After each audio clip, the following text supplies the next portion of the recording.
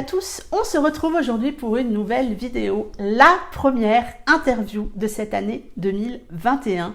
C'est toujours avec un grand plaisir que je vous propose ces vidéos. Et pour commencer cette année, je vous propose l'interview de Manon Donaldson. C'est avec un grand plaisir quand elle a accepté ma demande. C'est vraiment avec un grand plaisir que je suis contente. Vraiment, ça se sent, je suis contente d'accueillir Manon sur ma chaîne. Prenez un chocolat chaud, une boisson chaude. Laissez-vous emporter par ce superbe accent en plus. Et puis, prenez plaisir à découvrir cette vidéo. Tout d'abord, peux-tu te présenter pour les lecteurs et les lectrices qui ne te connaissent pas? Bonjour à toutes! Moi, c'est Manon Donaldson. Je suis auteure chez Black Ink Édition, maman des Steel Brothers, entre autres, et tout dernièrement de Black Ether. Peux-tu également nous dire comment t'es venue l'envie d'écrire? Est-ce que c'est ta seule activité professionnelle et depuis combien de temps écris-tu? En fait, j'ai pas eu l'idée d'écrire un matin. Je crois que j'ai plein de cahiers remplis de gribouillis et de bouts de texte, mais c'est un défi qu'on m'a lancé, que Chéri m'a lancé. Et puis il m'a dit je suis certain que tu es capable d'écrire un livre. Alors j'ai essayé et ça a donné les styles. Alors c'était plutôt un bon défi. J'écris j'ai commencé sur Wattpad en 2015, donc ça fait quand même un moment déjà. Et non, ce n'est pas ma seule activité professionnelle. Dans la vie de tous les jours, hors suspense et hors écriture, je suis ce que vous appelez une nounou. Donc il y a plein d'enfants qui viennent jouer à la maison pour la journée. Et puis, c'est un peu contraire à ce que j'écris, mais peut-être que l'un et l'autre, c'est un bel équilibre. Combien de temps par jour consacres-tu à l'écriture? Quel est le meilleur moment dans la journée pour écrire pour toi? C'est une bonne question parce que j'écrirais le soir. J'adore écrire le soir quand il fait noir, quand tout est calme et que les enfants sont couchés. Malheureusement, le temps que je peux écrire se situe plutôt au niveau de l'heure de la sieste. Alors, quand les enfants sont couchés, je m'installe et j'écris. Donc, en moyenne, je dirais 2h30 par jour, si on calcule les petits bouts ici et là, et pas le week-end. Parce que le week-end, j'ai eu des plaintes familiales, alors à moins d'être trop serré dans les délais, j'essaie d'éviter. Et oui, les plaintes familiales, c'est pas drôle. Quel est le meilleur moment dans l'écriture? Est-ce que c'est au moment où tu imagines l'histoire, au moment où tu l'écris, au moment où tu la termines, ou à un autre moment? Toutes ces réponses. Parce que l'imaginer, souvent je suis déjà sur un autre projet, je commence à réfléchir et là, ça germe. Et ça s'installe et progressivement ça devient presque obsessif. Alors commencer le nouveau projet, c'est très plaisant. On peut enfin se vider la tête. Se l'imaginer, c'est tout le temps en fait. Après, je peux en rêver, je peux être en train de parler avec quelqu'un et puis la personne me raconte quelque chose et ça m'amène ailleurs complètement dans ma tête. Vous voyez qu'il y a des problèmes avec ma tête, clairement.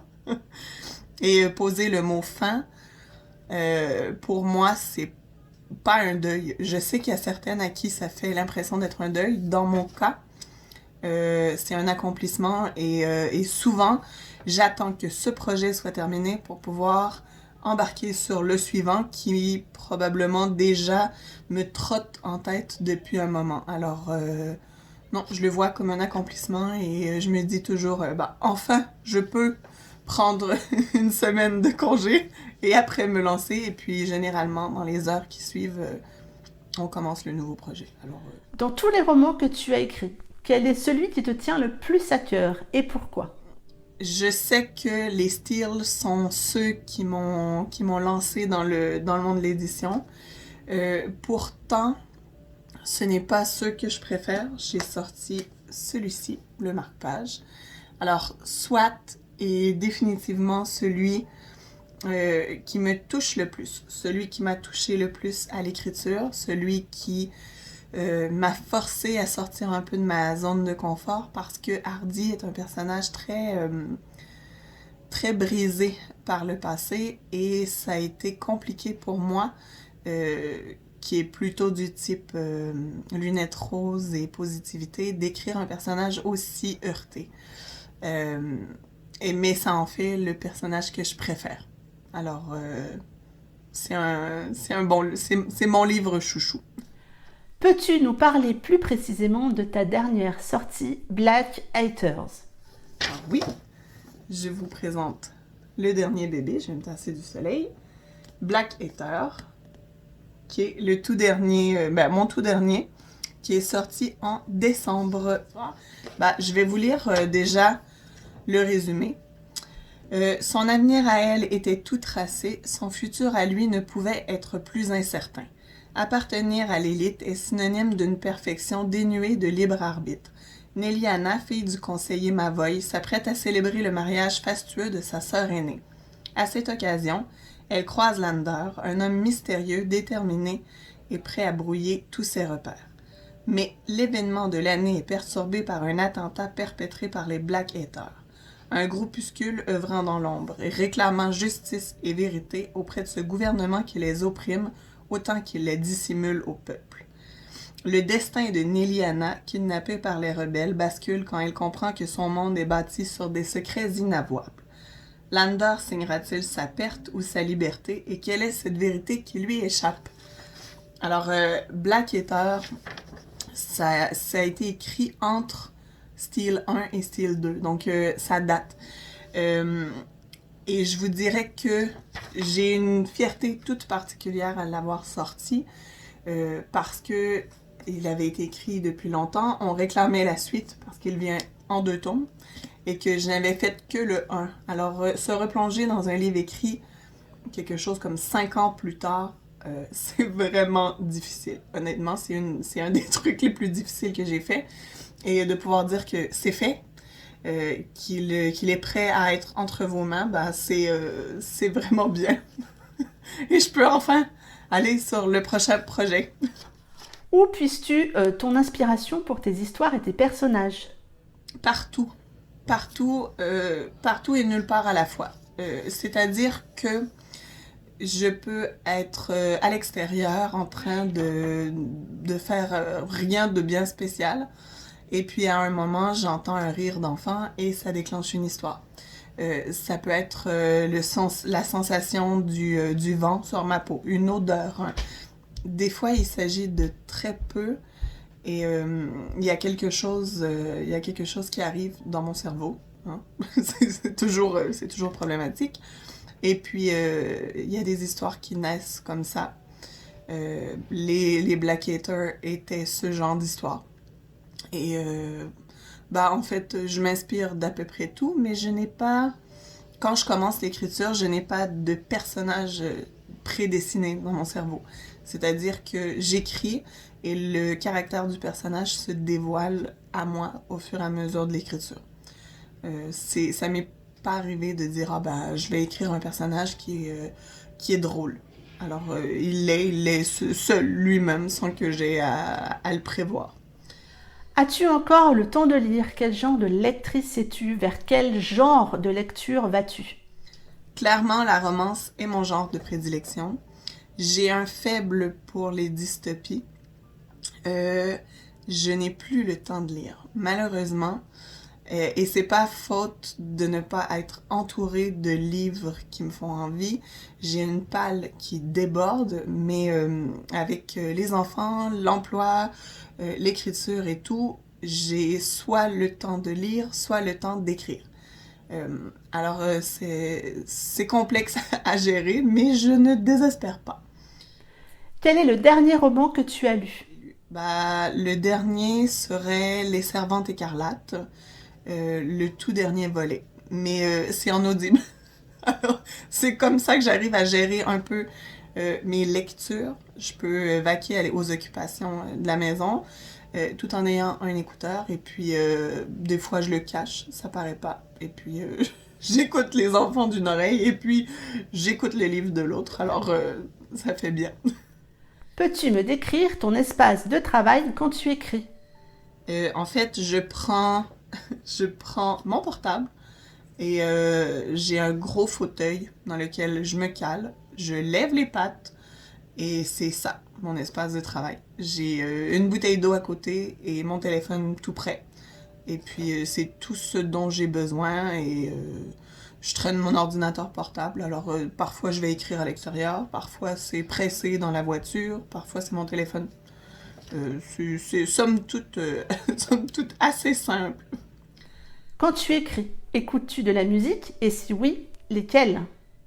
J'ai pas j'ai des listes, j'ai des tonnes de listes, mais je n'ai pas de style de prédilection. Donc j'ai du heavy metal, j'ai du rock, j'ai du pop, j'ai du rap. Et puis en fait j'ai une playlist qui est plus utile quand j'écris et qui s'appelle Trash. Donc si j'écris une scène qui a besoin d'être un petit peu plus sombre, c'est cette playlist qui joue. Et là, il y a plus de heavy metal, il y a plus de rock et tout, mais sinon je peux passer de vieilles chansons françaises à Eminem, à System of a Down. C'est très mélangé. Quelles sont tes prochaines sorties? As-tu un projet en cours? Est-ce que tu peux nous en dire un petit peu plus? Bah, Black Eater 2 s'en vient pour le 19 février. Donc, ce qui a fait place à un nouveau projet.